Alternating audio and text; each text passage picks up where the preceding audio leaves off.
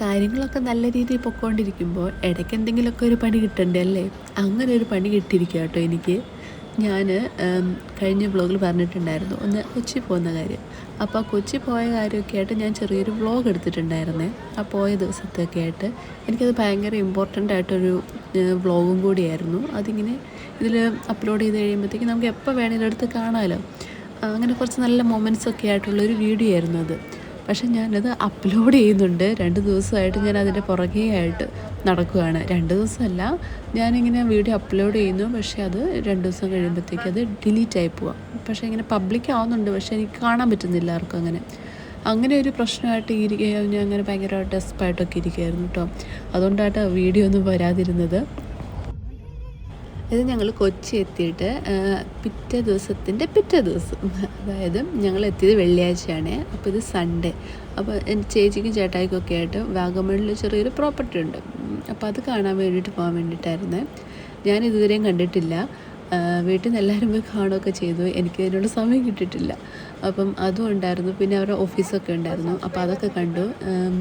എനിക്ക് ഭയങ്കര ആഗ്രഹം ഉണ്ടായിരുന്നു ഓഫീസൊക്കെ കാണാൻ വേണ്ടിയിട്ട്. പ്ലോട്ടൊക്കെ എടുക്കുന്ന സമയത്ത് ഞാൻ പോയി കണ്ടിട്ടുണ്ടായിരുന്നു. പക്ഷേ ഓഫീസൊക്കെ പണിത് കഴിഞ്ഞിട്ട് എനിക്ക് കാണാൻ പറ്റിയിട്ടുണ്ടായിരുന്നില്ല. അപ്പോൾ അതൊക്കെ കണ്ടു. അതിൻ്റെ പിറ്റേ ദിവസമായിട്ട് ഞങ്ങൾ ഈ വാഗമണിലേക്ക് പോകുന്നത്.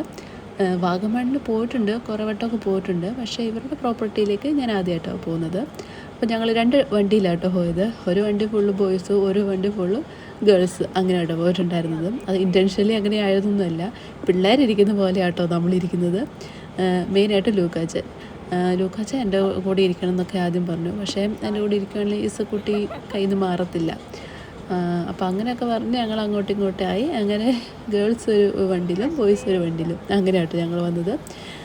ഇതവരുടെ പ്രോപ്പർട്ടിയുടെ അടുത്തുള്ളൊരു സ്ഥലം കേട്ടോ. ഒത്തിരി ആൾക്കാർ വരുന്നുണ്ട് ഇവിടേക്ക്. ഇവിടെ എന്താണെന്ന് വെച്ചാൽ ഒരു ടണലുണ്ട്, കണ്ടില്ലേ? അങ്ങനെ ഒരു ടണലുണ്ട്. അപ്പോൾ അത് കാണാൻ വേണ്ടിയിട്ട് ഒത്തിരി പേര് വരുന്നുണ്ട്.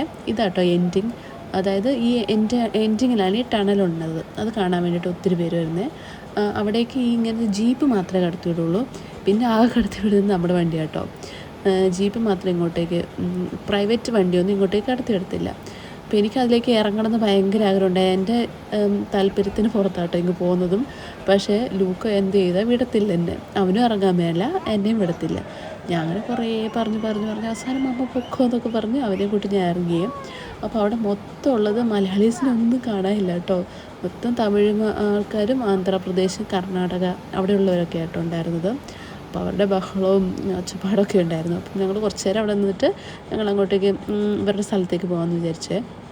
അപ്പോൾ അവിടെയൊക്കെ പോന്ന കേട്ടോ. നല്ലൊരു സ്ഥലം കേട്ടോ. എന്താ പറയുക, നിറച്ച് ഏലവും കാപ്പിയോ അങ്ങനെയൊക്കെ ആയിട്ട്. ഇത് അവരുടെ സ്വന്തം തോടെന്ന് വേണമെങ്കിൽ പറയാം. അവരുടെ പ്രോപ്പർട്ടി കൂടെ ഒഴുകുന്നൊരു തോടാട്ടോ. നല്ല രസമില്ലേ? എനിക്ക് ഇങ്ങനെയൊരു തോട് ഇവിടെ ഉള്ള കാര്യം ഞാൻ മറന്നു പോയിട്ടുണ്ടായിരുന്നു. എല്ലാവരും കുളിയൊക്കെ പാസ്സാക്കായിരുന്നു ഇവിടെ വന്നിട്ട്.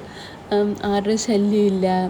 നല്ലൊരു പ്രൈവറ്റ് ആയിട്ടുള്ളൊരു ഏരിയ, നല്ലൊരു അറ്റ്മോസ്ഫിയർ, നല്ല ഓക്സിജൻ എല്ലാമായിട്ട്, നല്ല എന്താ പറയുക, നല്ല കാമായിട്ടുള്ളൊരു സ്ഥലം. ഇങ്ങനെയൊക്കെ സ്ഥലത്തൊക്കെ പോകണമെങ്കിൽ നമ്മൾ ശരിക്കും റിസോർട്ടിൽ അങ്ങനെയൊക്കെ നമ്മൾ സ്റ്റേ ചെയ്യണമെങ്കിൽ അല്ലേ പറ്റുള്ളൂ. അവിടെ പണിക്കാർക്ക് താമസിക്കാനുള്ള സ്ഥലമുണ്ട് കേട്ടോ. പിന്നെ ഇവിടുത്തെ പ്രശ്നം എന്താണെന്ന് വെച്ചാൽ അട്ട ഉണ്ടാവും കടിക്കുന്നത്.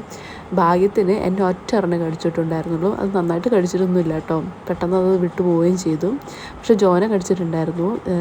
നല്ല ചോരയൊക്കെ വന്നിട്ടുണ്ടായിരുന്നു.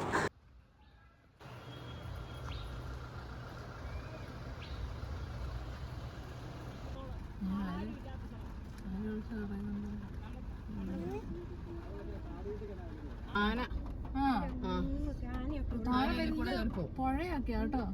ആ പുഴയാണ് ഈ പുഴ.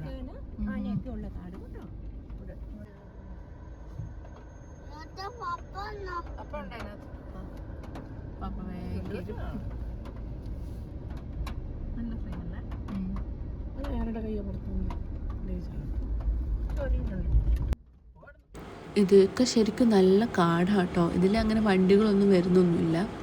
നമ്മുടെ സ്ഥലത്തുനിന്ന് പോകുന്ന അങ്ങനെ നമ്മളൊക്കെ തന്നെ ഉള്ളൂ കേട്ടോ ഇതിലെ പോകുന്നത്. ചെറിയൊരു വഴിയാണ്, നല്ല സൂക്ഷിച്ച് ഓടിക്കേണ്ട സ്ഥലമാണ് കേട്ടോ. ഓഫ് റോഡാണ്. അപ്പം അങ്ങനെ അധികം വണ്ടികളൊന്നും ഈ വഴിക്ക് വരാറൊന്നുമില്ല. ആനയൊക്കെ ഉള്ള സ്ഥലമാണ് ഇത്. അങ്ങനെ ആന അവിടെ കുത്തിയിട്ട് വലിയ മരമൊക്കെ കണ്ടായിരുന്നു. പിന്നെ ഞങ്ങൾ അവിടെ നിന്ന് പോകുന്ന സമയത്ത് ഇങ്ങനൊരു സ്ഥലം ഉണ്ടായിരുന്നു, നല്ല മഞ്ഞൊക്കെ മൂടിയിട്ട് നല്ല ഭംഗിയുള്ളൊരു സ്ഥലം. എനിക്ക് ഭയങ്കര ഇഷ്ടപ്പെട്ടു, നല്ല രസമുണ്ടായിരുന്നു. പിന്നെ കുറച്ച് പേരൊക്കെ അവിടെ ഇങ്ങനെ കാണാനൊക്കെ ആയിട്ട് വന്ന് നിൽക്കുന്നുണ്ടായിരുന്നു കേട്ടോ. നല്ല മഞ്ഞിങ്ങനെ മൂടിയിട്ട് ഇവിടെ നോക്കിയാൽ നമുക്ക് കാണാൻ പറ്റും നമ്മുടെ മുല്ലപ്പെരിയാറാന്ന് തോന്നുന്നു. മുല്ലപ്പെരിയാർ ഡാം, ഇടുക്കി ഡാം, കൺഫ്യൂഷനുണ്ട്. അപ്പം അത് അവിടുന്ന് കാണാമായിരുന്നു കേട്ടോ. പക്ഷെ മഞ്ഞിങ്ങനെ മൂടി കിടക്കുന്നതുകൊണ്ട് വ്യക്തമായിട്ട് കാണാൻ പറ്റില്ല. ചെറിയ രീതിയിൽ ഇങ്ങനെ വെള്ളം കിടക്കുന്നത് കണ്ടായിരുന്നേ. ഇതാട്ടോ ഞങ്ങൾ ഗേൾ ഗാങ്ങിൻ്റെയും ബോയ് ഗാങ്ങിൻ്റെയും വണ്ടികൾ. ഞങ്ങൾ പിന്നെ അവിടുന്ന് ഒരു 5 മണിയൊക്കെ കഴിഞ്ഞപ്പോഴത്തേക്കും തിരിച്ചു കേട്ടോ.